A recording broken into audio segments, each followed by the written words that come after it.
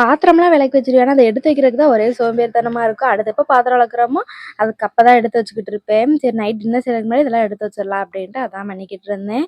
Night டின்னருக்கு வந்து பருப்பு சாதம் தான் பண்ணலான்னு பிளான் பண்ணி வச்சிருந்தேன். ஏன்னா காலைல, மதியானம் எல்லாமே டிஃபனா சாப்பிட்டு ஓட்டியாச்சா, அவங்களுக்கு லஞ்ச் வேணாம் அப்படின்னு சொல்லிட்டாவே இப்படிதான் போகும் பாதி நேரம் ஈஸியா செஞ்சிடலாம் அப்படின்ட்டு. அதனால பருப்பு சாதம் செஞ்சுட்டு உருளைக்கிழங்கு பொரிக்கலாம் அப்படின்னு தான் பிளான் பண்ணி வச்சிருந்தேன். திடீர்னு மைண்ட் மாறிடுச்சு. சரி ஒரு ஆளுக்கு என்னத்த பொரிச்சோம் அப்படி சோம்பேறித்தனம் வந்துருச்சா, அதோட வந்து அப்பளம் மட்டும் பொரிச்சு வச்சிருந்தேன். அப்பளம் பொரிச்சதுதான் பாதி அப்பளம் வந்து வெறும் வயிறுல சாப்பிட்டு காலி பண்ணிட்டாங்க. சரி கொஞ்சமாவது காப்பாத்தி வைக்கலாம், சாப்பாடு சாப்பிட்டுக்கலாம் அப்படின்னு சொல்லிட்டு, அதெல்லாம் எடுத்து வச்சுட்டு ரொம்பயுமே போர் அடிக்கிற மாரி இருந்துச்சு. அவங்க வரவும் லேட் ஆகும்னு சொன்னாங்களா, அதனால சரி காய் ஏதாவது நறுக்கி வைக்கலாம் காலைல சமைக்கிறதுக்கு அப்படின்னு சீனி வரங்க ஃப்ரிட்ஜுக்குள்ளேயே ரொம்ப நாளா கடந்துகிட்டு இருந்துச்சு. இதுக்கு மேல விட்டாலும் அது செத்து போயிரும் அப்படின்ட்டு அதான் எடுத்து நறுக்கி வச்சுக்கிட்டு இருந்தேன். இதெல்லாம் பண்றதுக்குள்ளயுமே சாப்பாடும் ரெடி ஆயிடுச்சு. ஒரு 7:30 போலயே டின்னர்லாம் முடிச்சாச்சு.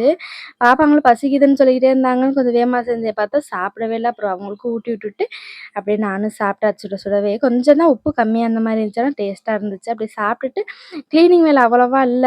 ஏன்னா ஈவினிங் போல தான் கிச்சன் எல்லாத்தையுமே கிளீன் பண்ணி வச்சேன்னா, லைட்டா சமைச்சத மட்டும் அப்படியே கிளீன் பண்ணி விட்டுட்டு, கொஞ்சம் பாத்திரம் இருந்துச்சு. நைட்டே கையோட கழுவி வச்சாச்சு. அவங்க இருந்தா தான் ரொம்ப சோம்பேறித்தனமா காலைல விளக்கிடலாம் அப்படின்னு தோணும்.